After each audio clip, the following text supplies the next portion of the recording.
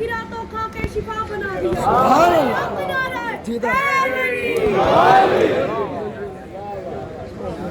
طیبہ طاہرہ سیدہ زہرا عابدہ زاہدہ راضیہ مرضیہ شہزادی کونین مادر حسنین بطول عذرا مریم عباس طاہرہ عظمت بی بی فاطمہ الزہرا سلام اللہ علیہا بلند تر صلوات محمد. أعوذ بالله السميع العليم من الشيطان اللعين الرجيم. بسم الله الرحمن الرحيم. الحمد لله المعروف من غير رؤية والخالق من غير روية الذي لم يزل قائما دائما إذ لا سماء ذات أبراج سبحان الله سبحان الله ولا ليل داج ولا بحر ساج ولا أرض ذات مهاد ولا خلق ذو اعتماد سبحان الله سبحان الله والصلاة والسلام والتحية والإكرام على النبي الرحمة وخازن المغفرة وقائد الخير والبركة ومنقذ العباد من الهلكة سيدنا ومولانا أبي القاسم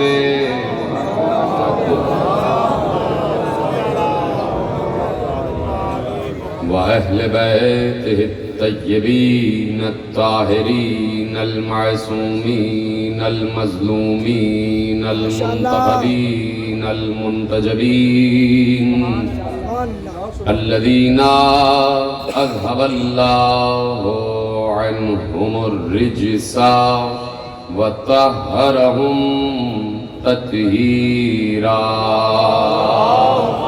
صلی اللہ محمد وعلی محمد. أما بعد فقد قال الله سبحانه وتعالى في محكم كتابه المجيد وفرقانه الحميد وقوله الحق. بسم الله الرحمن الرحيم. يا أيها الذين آمنوا اتقوا الله وكونوا مع الصادقين. صلوات پڑھنا. اللہم صلی اللہ محمد وعلی محمد. 1442 ہجری کے عشرہ ماہ اذا کی آپ حضرات مرکزی امام بارگاہ دھوبی گھاٹ فیصل آباد میں آج دوسری تقریر سماعت فرما رہے ہیں اور ہمارا عنوان 12 صادقین ہے. نعرہ تکبیر اللہ اکبر. نعرہ تکبیر اللہ اکبر. نعرہ رسالہ یا رسول اللہ. نعرہ رسالہ یا رسول اللہ. نعرہ حیدری یا علی. نعرہ حیدری یا علی. حسینیت زندہ باد. حسینیت زندہ باد. شہیدیت مردہ باد. شہیدیت مردہ باد. محمد والے محمد سنتر صلوات. اللہم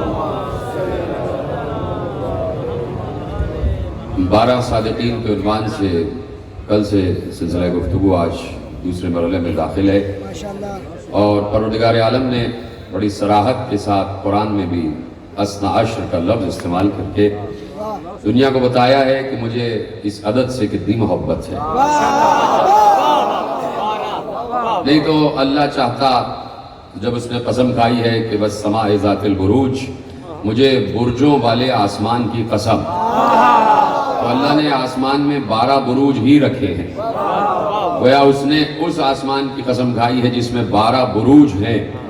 تو پیغمبر سے جب پوچھا گیا کہ یہ کون سا آسمان ہے, یہ کون سے 12 بروج ہیں, پیغمبر نے کہا آسمان میں اور 12 میرے خلیفہ.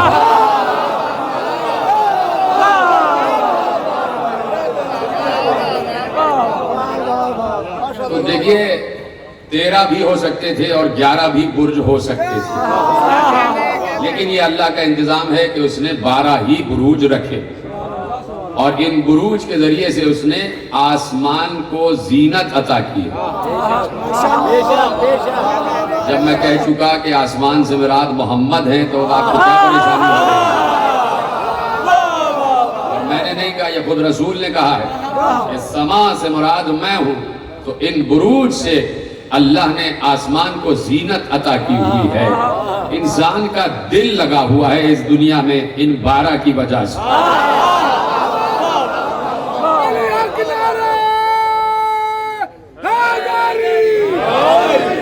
نفس کی آمد و شد ان 12 بروج کی وجہ سے. موسموں کا تغیر و تبدل ان 12 بروج کی وجہ سے. دن کا رات میں بدلنا ان 12 کی وجہ سے. رات کا دن میں تبدیل ہو جانا ان 12 بروج کی وجہ سے. موسم آئے اور گئے ان 12 بروج کی وجہ سے. بارش برسی ان 12 بروج کی وجہ سے. ہوا چلی ان 12 بروج کی وجہ سے. جو علم فلکیات جانتے ہیں, جو ایسٹرونومی سے شغف رکھتے ہیں, وہ میری بات سمجھ رہے ہیں کہ یقیناً یہ آسمان جب تغیر و تبدل کی منزل پر آتا ہے, جب ستارے اپنی چال بدلتے ہیں تو موسموں کی چال بھی بدل جاتی ہے. میرے عزیزو, ایوان حکومت کے کرتا دھرتا افراد کو بھی بتا دیا جائے, نہ معلوم ستارے کس وقت چال بدل لیں اور نہ معلوم کس کا تختہ کب الٹ جائے. یہ دنیا کو جو چلا رہے ہیں, یہ دنیا کو جو چلانے کے دعوے دار ہیں, یہ پوری کائنات کو اور اس پورے کرۂ ارض کو, اس دنیا کو چلانے کے جو دعوے دار ہیں, ان سے محو گفتگو ہوں کہ یہ 12 بروج جب اپنے محور میں حرکت کرتے ہوئے اپنی جگہ تبدیل کرتے ہیں تو بہت سے لوگوں کی جگہ تبدیل ہو جاتی ہے. یہ دنیا پر حکمرانی کے خواب دیکھنے والے حکمران جو اپنے آپ کو سپر پاور کہہ رہے ہیں, ان کو یہ بتانے کی ضرورت ہے کہ سپر پاور اللہ. یہ امریکہ کے پریزیڈنٹ کو بتانے کی ضرورت ہے کہ سپر پاور اللہ ہے. وہ جب چاہے تناب کھینچ لے اور کوئی بھی صاحب مملکت جو بیٹھا ہو وہ منہ کے بل زمین پر آگے رہے. توجہ فرما رہے ہیں آپ؟ تو اللہ کہہ رہا ہے وَالسَّمَاءِ ذَاتِ الْبُرُوجِ, مجھے بروج والے آسمان کی قسم, اور پیغمبر نے اس کی تشریح کر دی. تو اب جب تشریح رسول کر دیں تو اس سے ہٹ کر تو کوئی تفسیر نہیں ہوگی. اس لیے کہ جس کے قلب سلیم پر قرآن نازل ہوا ہے, قرآن صرف آیت بن کے نازل نہیں ہوا ہے, تفسیر و تعویل کے ساتھ نازل ہوا. قرآن پیغمبر پر صرف آیتوں کی صورت میں نہیں بلکہ تفسیر و تعویل کی صورت میں نازل ہوا ہے. علی جب گئے ہیں اپنے حجرے میں تو یہ کہتے ہوئے گئے ہیں, اس وقت تک دوش پر ابا نہیں ڈالوں گا جب تک قرآن جمع کر کے نہ لے آؤں. اس لیے کہ رسول نے مجھے ہی بتایا ہے کون سی آیت کہاں نازل ہوئی, کس پر نازل ہوئی, کس کے لیے نازل ہوئی, شان نزول کیا ہے, وجہ تسمیہ کیا ہے, پہاڑ پر نازل ہوئی یا ذرات پر نازل ہوئی, آسمان کے ذرات پر نازل ہوئی, بادلوں پر نازل ہوئی, کس کے قلب پر نازل ہوئی, ملائکہ کے لیے ہے یا فرشتوں کے لیے ہے, انسانوں کے لیے ہے یا مومنوں کے لیے ہے, منافقوں کے لیے ہے یا کافروں کے لیے ہے. علی نے کہا پیغمبر نے مجھے قرآن کی آیت کی ایک ایک تفسیر بتائی ہے, تو جیسے رسول آیات کی تفسیر جانتے ہیں ویسے ہی علی بھی آیات کی تفسیر جانتے ہیں. ایک بار 12 صادقین میرا عنوان, اور میں اب گفتگو کو آگے بڑھا رہا ہوں. ایک بار آیت آئی سورہ عنکبوت میں, اللہ نے ارشاد فرمایا وَمَا يَجْحَدُوا بِآيَاتِنَا إِلَّا الْكَافِرُونَ, ہماری آیات کا سوائے کافروں کے کوئی انکار نہیں کرتا. شرابت رہے گفتگو شروع. समझ गए आप, कुरान ही से समझ गए। खुदा का शुक्र है कि आपके हाथ बुलंद हुए तो मुझे बड़ी आसानी हो जाएगी आगे बढ़ने में। कुरान ने सूरह अनकबूत में इरशाद फरमाया, वमा यजहदू बिआयातिना इल्लल काफिरून, हमारी आयात का वही इनकार करते हैं जो काफिर हों। हमारी आयात का वही इनकार करते हैं जो काफिर हों। यहां लफ्ज़ आयात ने बताया कि एक आयत की बात नहीं, और आयात भी हैं। अल्लाह कह रहा है कि हमारी आयात का सिवाय काफिरों के कोई इनकार नहीं करता। काफिर का मतलब ही इनकार करने वाला। जरा रुका मैंने जुमला। पाकिस्तान के इस भोले भाले अवाम को बताया जाए, जो मौलवियों के कहे में आकर जो मौलवी चाहता है कह देते हैं, अवाम को बताया जाए कि काफिर का मतलब होता है इनकार करना, इनकार करने वाला। कुफ्र कहते हैं इनकार करने को, काफिर कहते हैं इनकार करने वाले को। अगर आज मौलवी किसी मसलक को काफिर बता रहा है तो कम से कम भोले भाले अवाम उन काफिरों से पूछे तो कि तुम किस चीज का इनकार कर रहे हो जिसकी वजह से तुम्हें ये काफिर कह रहे हैं। तो हम कहेंगे हम ला इलाह कह रहे हैं, हम बुतों का इनकार कर रहे हैं।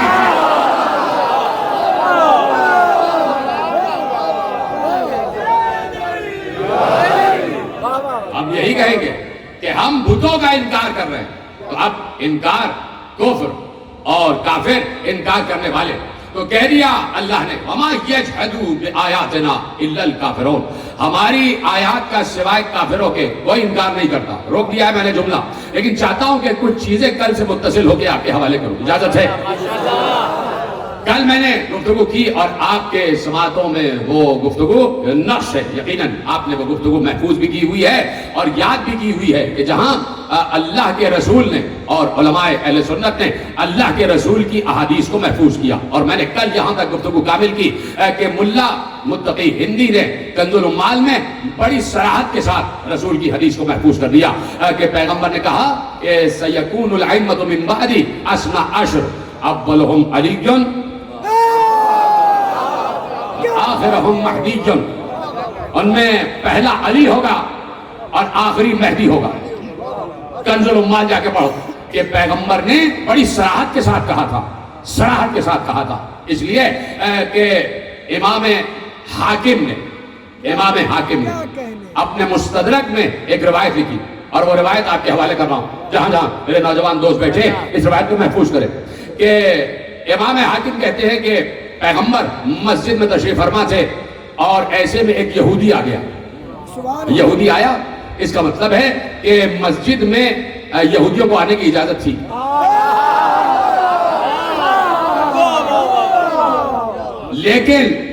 लेकिन जब तक नबी है या कोई साहिब अम्र है, इसलिए कि नबी साहिब शरीयत है, उसको यह इख्तियार है कि चाहे तो किसी को मस्जिद में आने दे, चाहे पाबंदी लगा दे। आम मुसलमानों के लिए इजाजत नहीं है, ये नबी है, इजाजत दे देगा तो इजाजत मिल जाएगी। लेकिन यहां पर किसी आम मुस्लिम को इजाजत नहीं है कि वो हरम खुदा में किसी मुशरिक को बुला ले। आम किसी मौलवी को, मुल्ला को, मुफ्ती को इजाजत नहीं है कि वो किसी भी मुशरिक को, किसी भी काफिर को, किसी भी नजिस इंसान को अल्लाह के पाक घर में बुलाए। ये साहिब शरीयत, बानी शरीयत को इजाजत होती है, ये नबी का और रसूल का इख्तियार होता है मिन जानिब अल्लाह कि वो जिसे चाहे बुलाए, जिसे चाहे हटाए। बुलाने पे आए तो यहूदी को बुला ले, ये सलामत रहे। तवज्जो फरमाई आपने। इमाम हाकिम ने लिखा, यहूदी आया और खत्मी मर्तबत से गुफ्तगू शुरू की और उसने कहा कि हर नबी के औसिया और वसी होते हैं। आपका भी कोई वसी है? आपका भी कोई वसी है? मुस्तदरक से रिवायत आपके हवाले। यहूदी पूछ रहा है कि हर नबी का वसी होता है, कि आपका भी कोई वसी है? मैं ये रिवायत ना पढ़ता अगर सिर्फ मेरे घर की रिवायत होती, लेकिन मैं क्या करूं कि इमाम अहले सुन्नत ने इस रिवायत को लिखा। इसी रिवायत आपके हवाले। आपका भी कोई वसी है? यहूदी पूछ रहा है रसूल से, आपका भी कोई वसी है? पैगंबर ने कहा एक नहीं 12 हैं।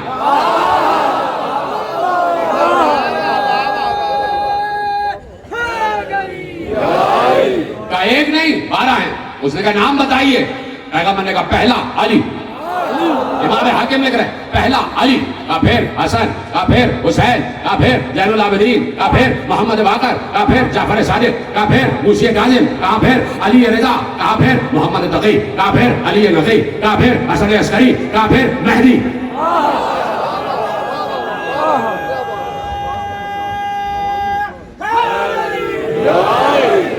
توجہ ہے، پیغمبر نے یکے بعد دیگرے 12 نام گنوائے۔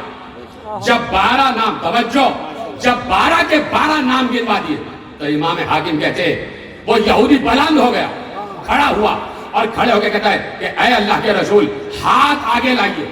پیغمبر ہاتھ آگے لائے، اس نے ہاتھوں کو چوما اور کہا اشہد ان لا الہ الا اللہ اشہد انکا رسول اللہ، میں گواہی دیتا ہوں کہ اللہ کے علاوہ کوئی معبود نہیں ہے اور آپ اللہ کے رسول ہیں۔ پیغمبر نے کہا کیوں گواہی دے رہا ہے، کیوں مسلمان ہو گیا؟ مسکراتے ہوئے رسول نے پوچھا کیوں مسلمان ہو گیا، کیوں کلمہ پڑھ رہا ہے؟ کہا جس ترتیب سے آپ نے نام بتائے ایسا ہی توریت میں بھی لکھے ہیں، زبور میں بھی لکھے ہیں۔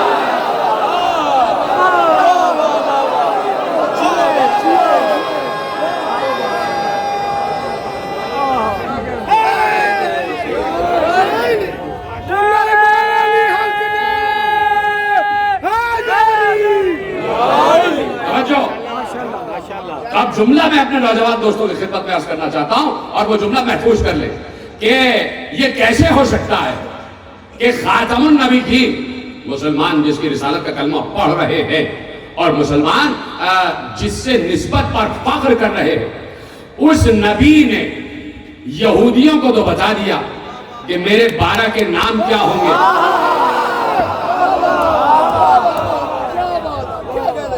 ایک جملہ عرض کروں کہ کہیں ذرا پوچھئے گا اسی روایت سے، امام حاکم ہی سے پوچھ لیجئے گا کہ جب وہ یہودی مسجد نبوی میں آیا ہے تو کیا اس وقت بھی کووڈ-19 پھیلا ہوا تھا کہ کسی کو مسجد میں آنے کی اجازت نہیں تھی؟ کیا صرف رسول اور ایک یہودی ہی تھا، باقی کوئی نہیں تھا؟ یقیناً مسجد نبوی میں تمام اصحاب تشریف فرما تھے جن کے سامنے یہ واقعہ ہو رہا تھا، انہی اصحاب نے تو روایت لکھوائی، انہی اصحاب ہی نے تو روایت لکھوائی۔ تو اس لیے میں کہتا ہوں اصحاب کا احترام ضروری ہے کہ اصحاب نے روایت لکھوا دی۔ تو اب جملہ یہ ہے کہ یہ عجیب بات ہے کہ رسول یہودی کو تو بتلا دے کہ میرے 12 کون ہوں گے اور اپنی امت کو نہ بتلائے۔ سوچنے والی بات ہے کہ نہیں ہے؟ غور و فکر کرنے والی بات ہے۔ تو اب پیغمبر یہ ہو ہی نہیں سکتا کہ بتا کے نہ جائے۔ یہ ایک روحانی وراثت ہے رسول کی، جس روحانی وراثت کے ذریعے پوری کائنات کا انتظام چل رہا ہے۔ رسول کسی دنیاوی اقتدار کے لیے نہیں آئے۔ پہلے تو یہ کنفیوژن دور کیا جائے ذہنوں سے کہ رسول کوئی تخت و تاج پر قبضہ کرنے کے لیے آئے اور انہوں نے کوئی سسٹم دے دیا، نہیں۔ رسول انسان کو جو آئین اللہ نے دیا تھا اس آئین پر عمل کروانے آئے۔ یہ فکری مجمع میرے سامنے بیٹھا ہے اور مجھے خوشی ہے کہ آپ میرے ایک ایک جملے کو محفوظ کرتے ہیں کہ رسول اس آئین پر، میں نے یہیں پر کسی عشرے میں عرض کیا تھا کہ انسان خود اپنا خالق نہیں ہے، انسان نے خود اپنے کو خلق نہیں کیا۔ اگر کوئی چیز انسان بناتا ہے، کسی نے کیمرہ بنا لیا، کسی نے سیل فون بنا لیا، کسی نے یہ مائکرو فون بنایا، تو اس کو اختیار ہے کہ جو چیز اس نے بنائی ہے اس چیز کو کنٹرول کرنے کے آئین بھی بنائے، اس کا اختیار ہے۔ جس نے کیمرہ بنایا اس نے ایک کیٹلاگ بھی ساتھ دیا، ایک بکلیٹ ساتھ میں دے دیا، ایک لیفلیٹ ساتھ میں دے دیا، اور اس لیفلیٹ میں اس نے لکھ دیا کہ اس چیز کو کیسے ہینڈل کیا جائے گا، اسے رکھا کیسے جائے گا، کون سے ٹمپریچر میں رکھا جائے گا، کون سی چیزوں سے دور رکھا جائے گا، کس کس ماحول میں کیا کیا اس کی احتیاطی تدابیر ہے۔ تو اب جس نے تخلیق کی ہے، جس نے انوینشن کی ہے، اس کو یہ حق ہے کہ وہ اس کے متعلق آئین ترتیب دے۔ انسان خود اپنا خالق نہیں ہے، اس لیے انسان کو یہ اجازت بھی نہیں ہے کہ وہ خود یہ طے کرے کہ اسے زندگی کیسے گزارنا ہے۔ یہ رہے ہو سلامت رہو. یہ فیصلہ آباد والوں کا خاصہ ہے کہ میرے فکری جملوں کو بھی آپ ایسے سمجھتے ہیں کہ جیسے کوئی بات معمولی سی ہو رہی ہے. خدا کا شکر ہے کہ آپ تک یہ جملے پہنچتے ہیں. انسان اپنا خالق نہیں ہے تو اسے یہ اجازت بھی نہیں ہے کہ وہ خود اپنی زندگی گزارنے کے آئین اور اصول طے کرے. جو خالق ہے وہی بتائے گا, جو خالق ہے وہی بتائے گا. تو اللہ خالق ہے انسانوں کا, تو اللہ بتائے گا کہ زندگی کیسے گزاری جائے. چپ ہو گیا. اللہ نے خلق کیا تو اللہ ہی بتائے گا کہ سر سے لے کر پاؤں تک میں تمہارا خالق ہوں. مجھے بتائے میں نے کون کون سے اجزاء ملائے ہیں تو تم بنے ہو. تم سمجھے کہ صرف آگ ہوا پانی مٹی یہ 4 ایلیمنٹس ہیں, یہ 4 عناصر ہیں جن سے ملا کے میں نے تمہیں بنایا.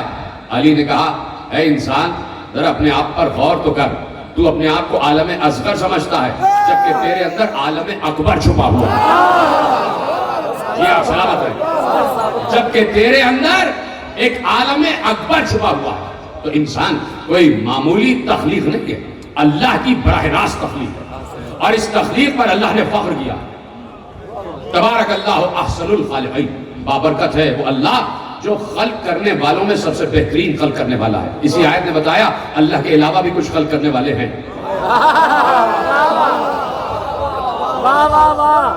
تبارک اللہ احسن الخالقین. اللہ نے انسان کو خلق کر کے فخر کیا ہے, تو اللہ ہی نے بتایا ہے کہ انسان تجھے کیسے زندگی گزارنا ہے. مثلا میں صرف ایک گوشہ آپ کے حوالے کرتا ہوں, صرف ایک گوشہ, اور وہ گوشہ کیا ہے؟ یہ جو دل ہے نا, دل, اس کا خالق بھی اللہ ہے, اور اس دل کے جذبات کا خالق بھی اللہ ہے. اللہ نے انسان میں جذبات رکھے ہیں, جذبات. یہ خالق جذبات بھی اللہ ہے, اور خود جذبات نہیں رکھتا. اس کے بعد جذبات نہیں ہے. جذبات کیا ہوتے ہیں؟ آپ کے جذبے کو ٹھیس پہنچی, آپ کو تکلیف پہنچی, آپ کے چہرے سے ظاہر ہو گیا. آپ کو کسی نے خوش کر دیا, آپ کے چہرے پہ بحالی آ گئی. آپ کے چہرے کو دیکھ کر میں نے کہا آج کچھ مزمحل نظر آ رہے ہیں. انہوں نے کہا میری تو ابھی آپ سے ملاقات ہوئی, آپ کو کیسے پتا کہ میں غمزدہ ہوں؟ میں نے تو آپ سے کچھ بیان ہی نہیں کیا. میں نے کہا آپ کا چہرہ بتا رہا ہے آپ غمزدہ ہیں. پھر دوسرے دن ملا, میں نے کہا آج تو آپ بڑے خوش ہیں. انہوں نے کہا آپ کو کیسے پتا تھا کہ میں خوش ہوں؟ اس لیے کہ میں نے جو مجھے خوشی حاصل ہوئی ہے میں نے آپ کو اب تک بتایا ہی نہیں. میں نے کہا بھائی آپ کے چہرے سے معلوم ہو رہا ہے کہ آپ خوش ہیں. صحیح مجمع بیٹھا ہے, یعنی چہرہ بتاتا ہے کہ کب کون خوش ہے اور کب کون ناراض ہے. کیسے پتا چلے کہ اللہ کب خوش ہے اور کب ناراض ہے؟ وہ تو ہمیں دکھائی ہی نہیں دیتا. جب دکھائی نہیں دیتا تو اس کا چہرہ ہی نہیں ہے. جب چہرہ نہیں ہے تو کیسے پتا چلے کہ اب خوش ہے اب ناراض ہے؟ تو بندوں کی یہ تکلیف بھی اللہ نے رفع کر دی. کہا کہ مجھے نہ ڈھونڈنا, پردے کھسکانا نہ شروع کر دینا کہ مجھے دیکھنا ہے کہ اللہ اس وقت خوش ہے یا ناراض ہے. میں نے ایک چہرے کو اپنا چہرہ کہا ہے, وہ خوش ہو جائے تو میں خوش.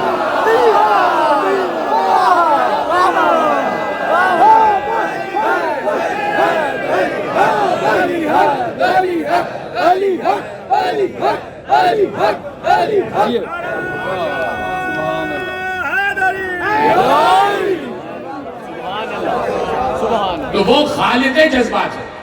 جذبات اس نے خلق کیے اور انسان کے دل میں اس نے وہ جذبات رکھ دیے. محبت ایک جذبہ ہے جس کا خالق اللہ. نفرت ایک جذبہ ہے جس کا خالق اللہ. چپ ہو گیا. نفرت و محبت کا خالق اللہ ہے, اور اللہ چاہتا ہے محبت کرو, وہی اللہ چاہتا ہے نفرت بھی کرو. وہی اللہ چاہتا ہے کہ نفرت بھی کرو. جو اللہ چاہتا ہے کہ محبت کرو اسی اللہ نے چاہا کہ نفرت بھی کرو. اس لیے میں نے کہا کہ جب اللہ نے محبت و نفرت کا جذبہ خلق کیا ہے, خالق محبت و نفرت اللہ ہے, تو اب اللہ ہی یہ طے کرے گا کہ کس سے محبت اور کس سے نفرت.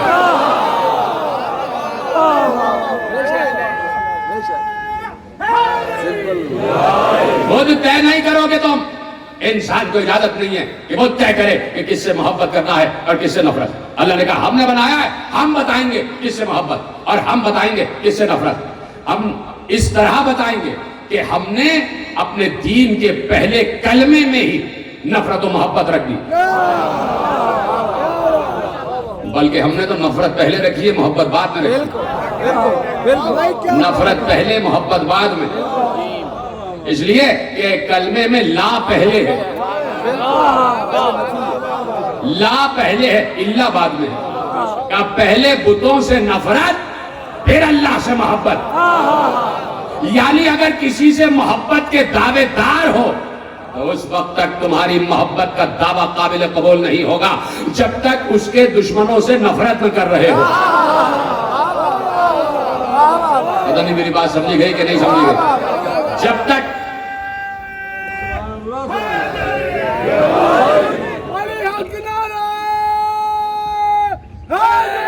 تو اللہ سے صرف محبت نہیں، اللہ کے دشمنوں سے نفرت بھی ہے۔ یہ اللہ خالق ہے۔ اس اللہ نے پوری کائنات کو تخلیق کر کے، انسان کو تخلیق کر کے آئین دے دیا کہ تمہیں کیسے زندگی گزارنا، تمہیں اٹھنا کیسے، تمہیں بیٹھنا کیسے۔ تم بڑے فریجائل ہو، اتنا مشکل لفظ نہیں ہے، تم بڑے حساس ہو، بڑے نازک ہو، بڑے فریجائل ہو۔ تمہیں ہم نے جنت کے لیے بنایا تھا، جنت سے تمہیں بھیجا گیا، تم یہاں آ گئے عالم کثیف میں۔ تمہیں عادت ہے کہ ہر چیز بغیر مانگے تمہیں مل جائے، لیکن تمہیں یہاں محنت کرنی پڑے گی۔ تم ہو بڑے فریجائل، تمہیں اب بڑے نازک طریقے سے، اب بڑے یعنی حساس طریقے سے ہینڈل کرنا چاہیے، فریجائل ہو۔ تو اب ہم تمہیں بتائیں گے کہ تم ہینڈل کیسے ہو، تمہیں اٹھنا کیسے ہے ہم بتائیں گے، بیٹھنا کیسے ہے ہم بتائیں گے، کھانا کیسے ہے ہم بتائیں گے، پینا کیسے ہے ہم بتائیں گے، تمہیں سونا کیسے ہے ہم بتائیں گے، تمہیں چلنا کیسے ہے ہم بتائیں گے، تمہیں ایک دوسرے سے کیسے زندگی گزارنا ہے ہم بتائیں گے۔ کتنا کریم ہے اللہ، کتنا شفیق ہے اللہ اپنے بندوں پر۔ اس نے آسانی پیدا کر دی کہ اب تمہیں کوئی افکار بنانے کی ضرورت نہیں ہے، کوئی فارمولے بنانے کی ضرورت نہیں ہے، کوئی ایکویشنز بنانے کی ضرورت نہیں ہے۔ ہم تمہیں بتا رہے ہیں، پورا آئین ہم تمہیں کتاب کی شکل میں دے رہے ہیں، اور اس کتاب کا نام ہے قرآن۔ اور جب تک تمہیں کتاب سمجھ میں نہیں آتی کہ جب تک تم اس کے ساتھ کچھ تصویریں نہ دیکھ لو، اس وقت تک تمہیں کتاب سمجھ میں نہیں آتی جب تک اس کے ساتھ کچھ تصویریں نہ دیکھ لو۔ تو ہم نے 114 سورے سمجھانے کے لیے 14 کو بھیجا، 14 کو بھیجا۔ یہ تصویریں ہیں، یہ تمہیں پڑھ کے بتائیں گے اور کر کے بتائیں گے۔ یہ جیسے عمل انجام دے تم ویسے ویسے عمل انجام دیتے رہنا، ٹھیک ہے؟ اس لیے انبیاء کو بھیجا، کسی دنیاوی اقتدار کے لیے نہیں بھیجا۔ اس لیے میں نے زحمت کی تھی 5 منٹ آپ کے لیے تاکہ بات سمجھ میں آ جائے۔ کسی دنیاوی اقتدار کے لیے نہیں، کسی لکڑی کے تخت پر بیٹھنے کے لیے نہیں، کسی چند روزہ اقتدار کے لیے نہیں۔ انبیاء آئے تو انسانوں کی روح کی صفائی کے لیے آئے۔ اسی طرح رسول جب آئے ہیں تو رسول قیامت تک کے لیے رسول ہے۔ تو اب آئین قیامت تک کے لیے رسول والا چلے گا۔ تو اب جو رسول کہے اس پر عمل کرو، اور جس چیز سے رسول روک دے اس سے رک جاؤ۔ یہی تو اسلام ہے۔ دیکھیں کل اسلام یہی ہے، کل اسلام یہی ہے کہ جو رسول دے وہ لے لو، اور جس چیز سے رسول روکے رک جاؤ۔ اس کے علاوہ تو کوئی اسلام نہیں۔ جو حسن صادق صاحب، اسلام یہی ہے کہ جس چیز سے رسول روکے رک جاؤ، اور جو دے دے وہ لے لو۔ تیسری مرتبہ جملہ کہا یہ، 3 مرتبہ تو حجت تمام ہو جاتی ہے، چوتھے کی باری آتی ہے۔ اور 3 جملوں کے بعد یہ صادق صاحب آئے ہیں، اور میرا موضوع بھی 12 صادقین ہے۔ تو صادق آتا ہی چوتھی منزل پر ہے۔ میں ان کی بات کر رہا ہوں، آپ کہاں گئے مجھے نہیں معلوم۔ توجہ فرما رہے ہیں آپ؟ تو میں نے 3 مرتبہ جملہ کہا کہ جو رسول جس چیز سے روکے رک جاؤ، جو دے وہ لے لو۔ تو اب جس چیز سے رسول روکے انسان اس سے نہ روکے تو کافر ہوگا یا نہیں؟ پہلے سب اقرار کرو، کافر ہوگا یا نہیں؟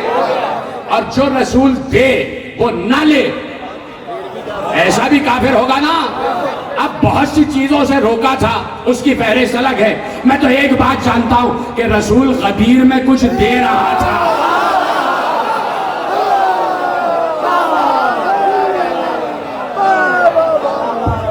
مومنین آخری آدمی تک دونوں ہاتھ اٹھا کے من کنتو مولا، جبریل کا مولا، بوزر کا مولا، کمبر کا مولا، تمست کلندر، تمست کلندر، نعرہ حیدری۔ تو کل اسلام کا اصول جو رسول دے وہ لے لو، جس چیز سے روکے رک جاؤ. اب جو رسول دے لیے جاؤ لیے جاؤ لیے جاؤ. پھر میں مستدرک سے ایک روایت اور آپ کے حوالے کرتا ہوں. مستدرک استدراک کو کہتے ہیں کہ جہاں جہاں سے صحیح روایتیں مل رہی ہیں وہ انہوں نے جمع کی. اور ایک کتاب ہمارے یہاں پہ آ گئی مستدرک علی الصحیحین، صحاح میں سے کچھ روایتیں جمع کی گئی ہیں، وہ مستدرک علی الصحیحین ہے. اسی طرح امام حاکم نے بھی مستدرک یعنی استدراک کیا کہ جہاں جہاں سے روایتیں صحیح مل گئی وہ روایتیں انہوں نے جمع کر لی. تو اب ایک روایت انہوں نے اور لکھی، یہ مجھے پڑھنی نہیں روایت، لیکن میں صرف اس چیز کو سمجھانا چاہتا ہوں مستدرک کو، تاکہ بات سمجھ میں آ جائے.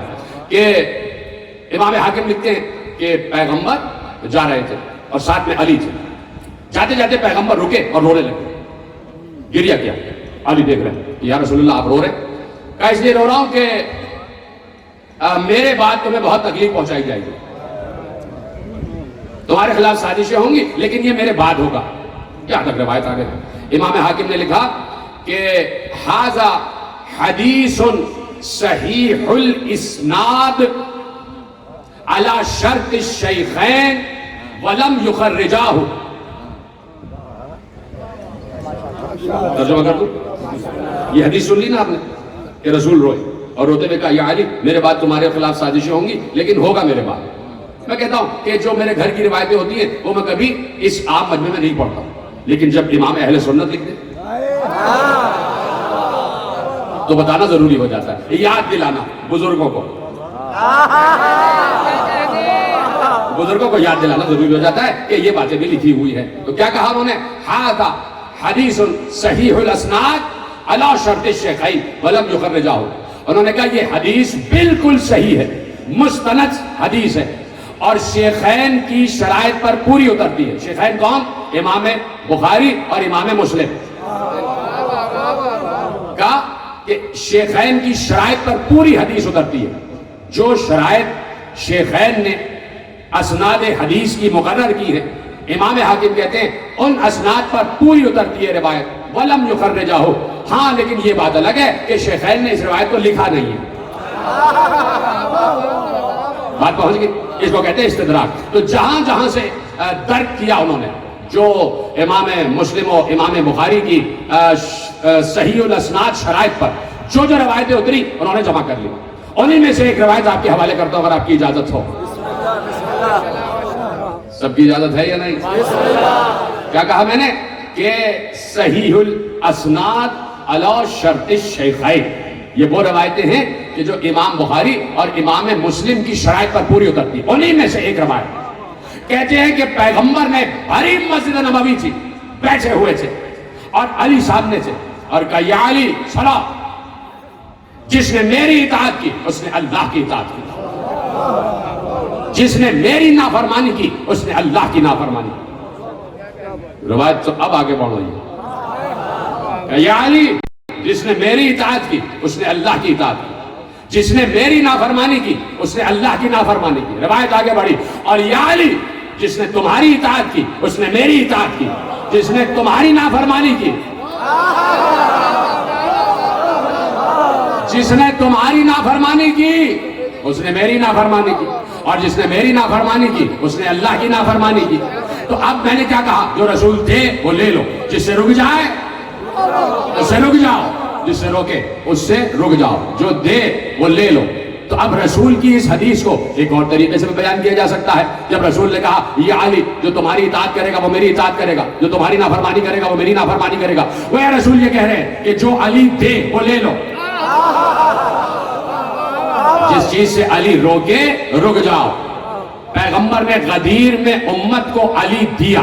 بات یہاں تک میں نے چھوڑی تھی.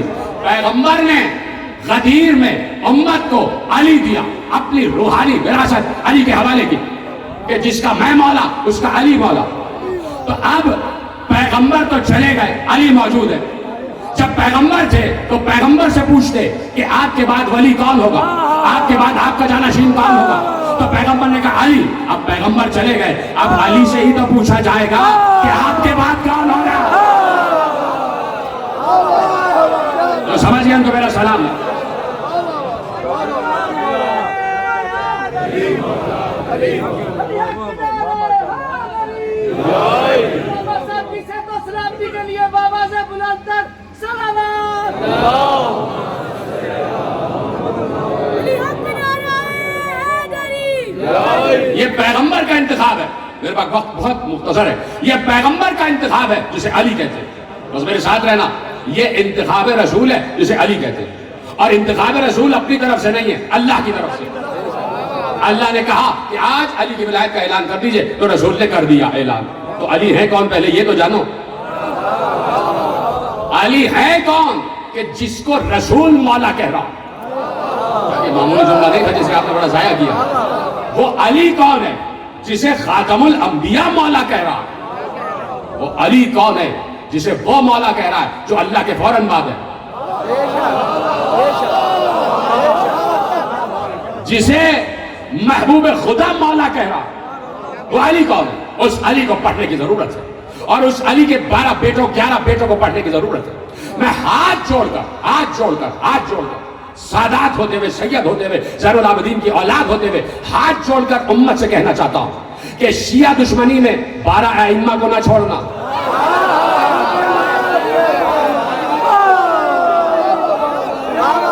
होगी आपसे, आपको हमसे कोई शिकायतें होंगी, वो होती रहे, भाइयों में शिकायतें होती हैं, ये मोहब्बत का सबूत है। लेकिन ऐसा ना हो कि आप हमसे शिकायत में कहीं अहले बैत को ना छोड़ दें। हमसे आप शिकायतें करें लेकिन ये पढ़ते रहें कि अहले बैत कौन है, ये याद रखें कि 12 कौन है। वो 12 कि जिनका तस्करा शवाहिदुन नबूवा में मुल्ला अब्दुल रहमान जामी ने भी किया, मनाक़िब मुर्तज़वी में अबू सालेह कश्फी तिरमिज़ी सुन्नी और हनफी ने भी किया, मौलाना वहीदुज़्ज़मान ने भी किया, कल अर्ज कर चुका, कंजुल उम्माल में मुल्ला मुत्तकी हिंदी ने भी किया, अर्जुल मतालिब में सुलेमान कंदूजी ने भी किया। देख रहे हैं आप कि सब ने उन 12 का तस्करा किया।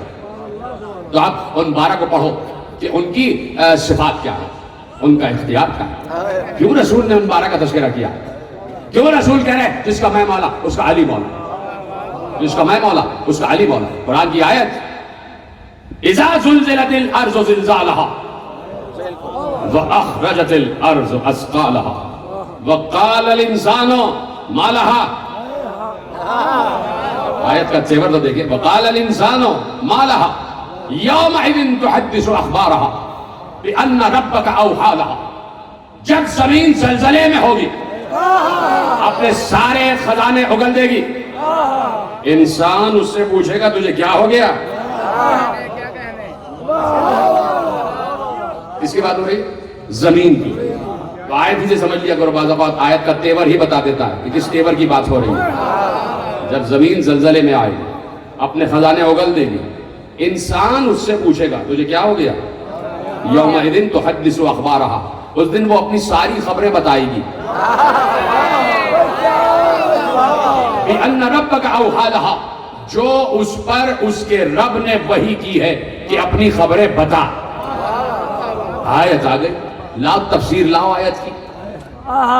जब मुझे तफसीर आयत की बताई जाए, तफसीर आयत की इमाम हाकिम और शवाहिदुन नबुव्वा मुल्ला अब्दुल रहमान जामी की का जिक्र आया तो मुझे रवायत याद आ गई। शवाहिदुन नबुव्वा मुल्ला अब्दुल रहमान जामी बहुत बड़ा नात गो शायर भी है और बहुत बड़ा सीरत निगार रसूल भी, बहुत बड़ा तारीखदान भी है, आलिम अहले सुन्नत मुल्ला अब्दुल रहमान जामी। वो रवायत लिख रहे हैं, आयत सुन ली, इज़ा ज़ुल्ज़िलतिल अर्ज़ु ज़िलज़ालहा व अख़रजतिल अर्ज़ु अथक़ालहा व क़ालल इंसानु मा लहा यौमइज़िन तुहद्दिसु अख़बारहा बिअन्ना रब्बका औहा लहा। जिस दिन जमीन बताएगी कि मुझ पर क्या गुजरी, और ऐसा बताने का अल्लाह ने उसे हुक्म दिया है।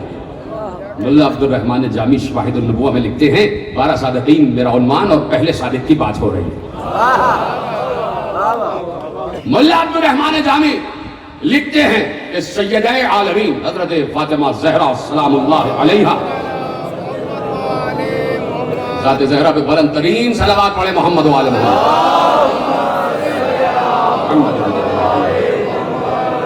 कहा कि बीबी इरशाद फरमाती है, मुल्ला अब्दुल रहमान जामी आलिम अहले सुन्नत कह रहे हैं कि रसूल की बेटी कहती हैं कि शब उरूसी जब हो गई और सुबह को دختر رسول اپنے بابا کے پاس آئی اور کہتی ہے کل میں نے رات ایک عجیب منظر دیکھا.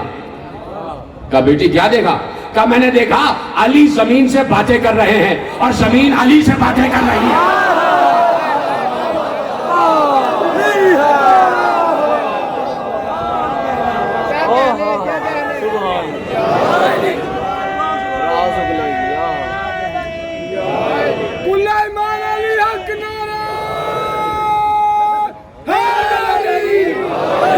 عالم اہل سنت نے روایت لکھی کہ رسول کی بیٹی نے کہا کہ میں نے رات دیکھا کہ زمین علی سے باتیں کر رہی ہے. رسول آنکھوں میں آنسو سجدے میں گرے, سجدے سے سر اٹھا کر کہا بیٹی تیرا عقد اس احسن ترین انسان سے ہوا ہے کہ زمین کو اللہ نے حکم دیا ہے جب مشرق و مغرب میں تجھ پر گزرے وہ علی سے بیان کر لے.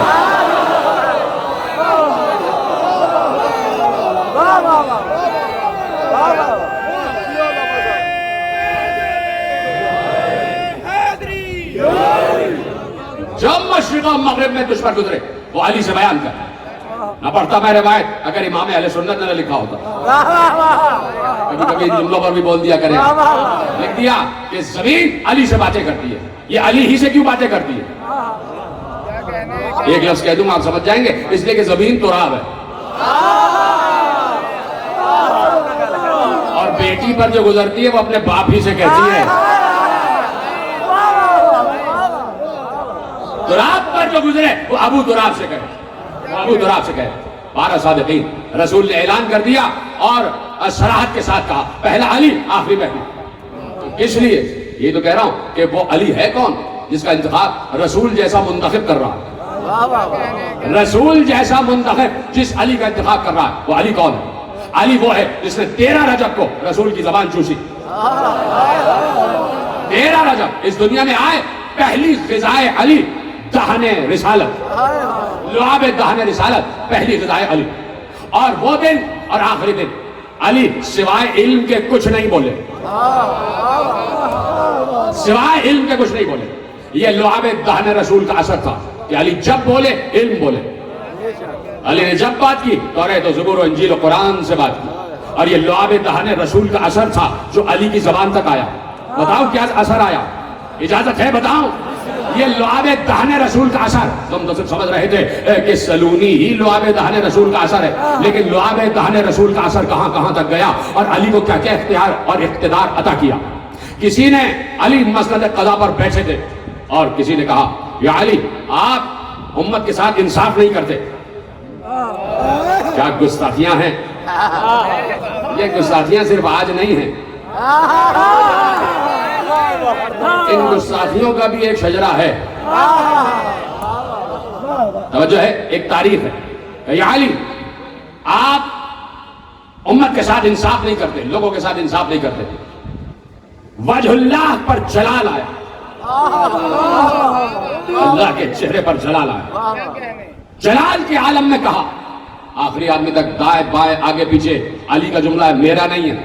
اب میں دیکھنا چاہتا ہوں کون علی کے جملے کو کیسے محفوظ کرتا ہے. یہ علی ہے. جلال کے عالم میں کہا, جیسے اس نے کہا کہ آپ امت کے ساتھ انصاف نہیں کرتے, علی نے کہا دور ہو جائے کتے.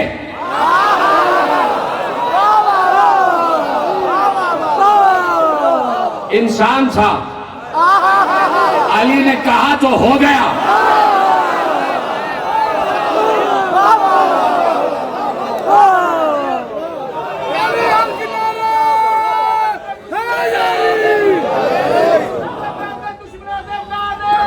روایت نے لکھا کہ جیسا ہی علی نے کہا دور ہو جا, قومو یا کلب, دور ہو جا اے کتے.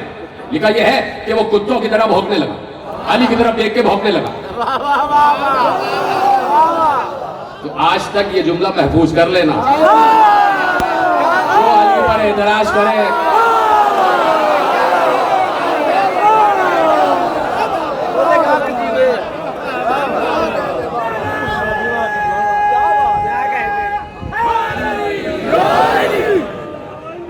یہ ہے لعاب دہن رسول کا اثر کہ علی کی زبان کن ہو گئی. جملہ آپ نے محفوظ نہیں کیا. یہ لعاب دہن رسول کا اثر ہے کہ جو علی نے کہا وہ ہو گیا. یہ علی کا انکار نہیں ہوگا، یہ رسول کا انکار. اور اگر اس علی کی فضیلت کا اقرار کیا تو گویا رسول کا اقرار کیا. یہ فضائل رسول پڑھ رہا ہوں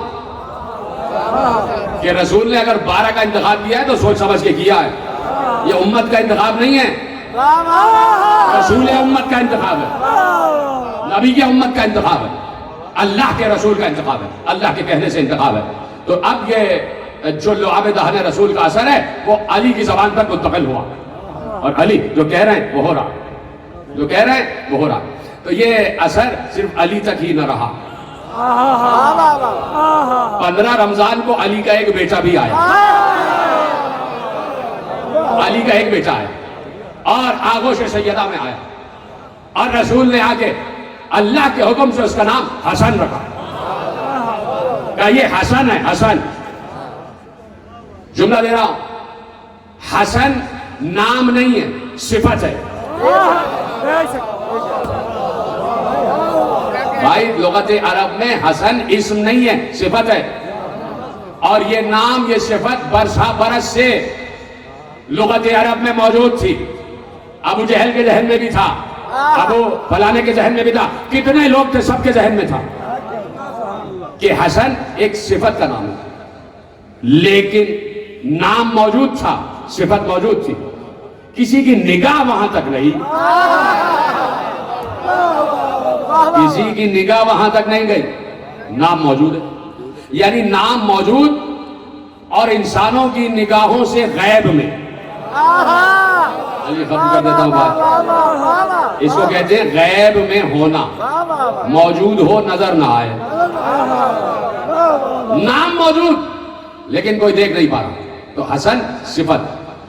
تو پہلے نام رکھے جاتے تھے، لیکن یہ واحد بچہ پیدا ہوا جس کا نام ہی صفت اور صفت ہی نام. اس لیے صفت کو نام بنا دیا. کہ ہمارے یہاں طریقہ یہ ہے کہ بچہ پیدا ہوا، نام رکھ دیا عالم، بڑے ہو کے جاہل. نام رکھ دیا وکیل، بڑے ہو کے چور. تو نام کا اثر ضروری نہیں ہے کہ ذات پر ہو. یہاں صفت کو نام بنا کر، حسن کے نام، صفت کو نام بنا کر بتایا کہ حسن جھولے میں بھی حسن ہے، بچپن میں بھی حسن ہے، جوانی میں بھی حسن ہے، زندگی کے ہر گوشے میں حسن ہے. مجھے تجھ میں ایک جملہ کہنا ہے، 12 صادقین میرا عنوان ہے. تو یہ لعاب دہن رسول کا اثر صرف علی تک نہ رہا، بلکہ جہاں جہاں علی نے لعاب منتقل کیا وہ لعاب دہن رسول کا اثر گیا. ادھر علی نے کہا قوموا یا کلب، اے سگے زمانہ دور ہو جا. تو جو علی نے کہا وہ ہو گیا کہ نہیں ہو گیا؟ کیوں ہوا؟ اس لیے کہ رسول کے انتخاب پر اعتراض کیا. رسول کے انتخاب پر اعتراض کیا تو علی نے کہا دور ہو جائے کتے. تو جب علی نے کہا تو وہ کتا ہو گیا. کیوں؟ اس لیے کہ رسول کے انتخاب پر اعتراض کیا. حسن مصطفیٰ بیٹھے ہیں، جوانی کا عالم ہے، اور ایک بار اپنی فضیلت پڑھ رہے ہیں. ہم وہ ہے کہ جو شام کو روم بنا دے، روم کو شام بنا دے، دن کو رات بنا دے، رات کو دن بنا دے. اپنی فضیلت پڑھ رہے تھے، ایک شخص نے کھڑے ہو کے کہا یہ معاملات تو سنبھل نہیں رہے اور آپ آسمان و زمین کی باتیں کر رہے ہیں. حسن نے دیکھ کر کہا اے عورت، تو مردوں کے مجمع میں کہاں سے آئی؟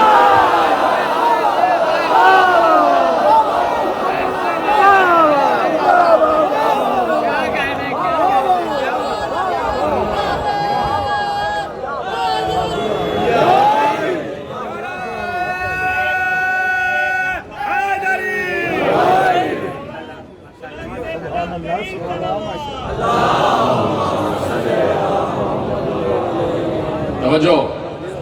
تو یہ لعاب دہن رسول کا اثر، یہ ان کی فضیلت گویا رسول کی فضیلت پڑھی جائے، اور کسی کی فضیلت نہیں ہے. تو اب اسی رسول نے کہا کہ حسن سر سے لے شکم تک مجھ سے مشابہ،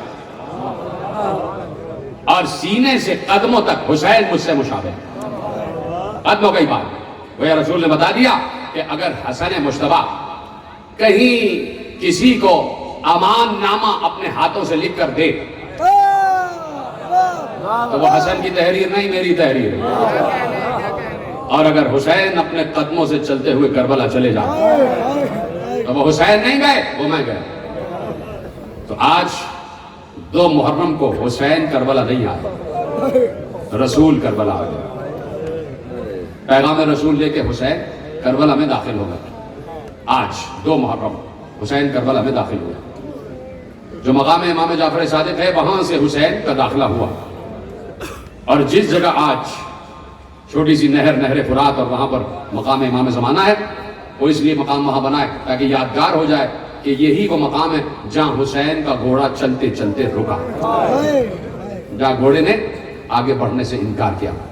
اور وہی سیدھی سڑک شاہراہ سدرہ کہلاتی ہے اور وہ باب السدرہ پہ تمام ہوتی ہے۔ باب السدرہ اس لیے کہا جاتا ہے کہ وہاں حسین کی قبر کے سرحانے ایک بیری کا درخت لگا ہوا تھا، جو پہچان تھی کہ بیری کے درخت کے نیچے جو قبر ہے وہ رسول کے نواسے کی قبر ہے۔ جا کے پڑھنا تاریخ میں کہ رسول نے اپنے دور میں کئی مرتبہ کہا، سمجھ جاؤ گے، حدیث رسول نے کئی مرتبہ کہا بیری کا درخت کاٹنے والے پہ لعنت۔ میں دیکھ رہا ہوں لوگ رو رہے ہیں، بیری کا درخت کاٹنے والے پہ لعنت۔ لوگ سمجھتے نہیں تھے کہ رسول کیا کہہ رہے ہیں۔ جب حسین کے قبر کے سرحانے جو بیری کا درخت لگا تھا، جب اسے متوکل نے کٹوا دیا تاکہ لوگ پہچان نہ سکے کہ حسین کی قبر کہاں ہے، تب معلوم ہوا کہ رسول نے کس پہ لعنت کی۔ وہ باب سدرہ، اور یہیں پر مقام امام زمانہ کہ جہاں حسین کا گھوڑا چلتے چلتے رکا۔ میرے ذہن میں اس وقت کربلا ہے، میرا دل کٹ رہا ہے، تڑپ رہا ہے، اور میرا دل کہہ رہا ہے کہ مولا کسی طرح مجھے کربلا بلا لو۔ دل تڑپ رہا ہے، یہ پورا برس گزر گیا، ہر سال کربلا جاتا ہوں، لیکن اس سال حسین کے روضے کی زیارت نہ ہوئی، تو سب مل کے کہو کہ سب کو زیارت ہو جائے۔ تو میں تو تصور کر رہا ہوں کہ میں مقام امام زمانہ پہ کھڑا ہوا ہوں، اور یہ وہی مقام ہے جہاں حسین کے گھوڑے نے آگے بڑھنے سے انکار کیا۔ حسین نے دوسرا گھوڑا، تیسرا گھوڑا، گھوڑے پہ گھوڑے، سواری پہ سواری بدلی، سواری آگے نہیں بڑھتی۔ ایک بار حسین اترنے کے بعد خاک کو اپنی مٹھی میں لیا، سونگنے کے بعد ایک جملہ کہا جسے کلمہ استرجاع کہتے ہیں، انا للہ و انا الیہ راجعون۔ عباس قیامت تک ہمیں یہیں رہنا ہے، عباس یہی ہماری خیمہ گاہ، یہی ہماری قیام گاہ، قیامت تک ہماری قیام گاہ یہی ہے۔ حسین نے اعلان کر دیا کہ یہی وعدہ گاہ ہے۔ ابھی یہ بات ہو ہی رہی تھی کہ جبرائیل نازل ہوئے اور کہا، اے اللہ کے رسول کے نواسے، اللہ نے تحفہ درود و سلام بھجوایا ہے اور کہا ہے کہ جس جگہ کا وعدہ تھا حسین وہ جگہ آ گئی، جس جگہ کا وعدہ تھا وہ جگہ آ گئی۔ حسین نے گردن جھکا کے کہا، جبرائیل اللہ کو میری طرف سے سلام کہو، اس بندہ عاجز کا سلام، اور میری طرف سے پروردگار کو ادباً یہ پیغام پہنچاؤ کہ پروردگار حسین کہہ رہا ہے کہ وعدہ 10 محرم کا تھا، حسین 8 دن پہلے آ چکا ہے۔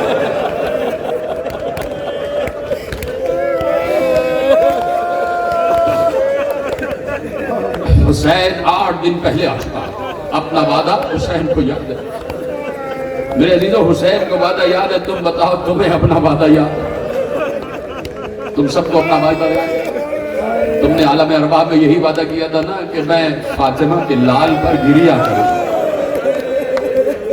اپنا وعدہ نہ بھولنا، اپنا وعدہ نہ بھولنا۔ تم یہی کہتے ہو نا جب زیارت بارشہ پڑھتے، یا لیتنی کنا معکم، اے کاش ہم آپ کے ساتھ ہو۔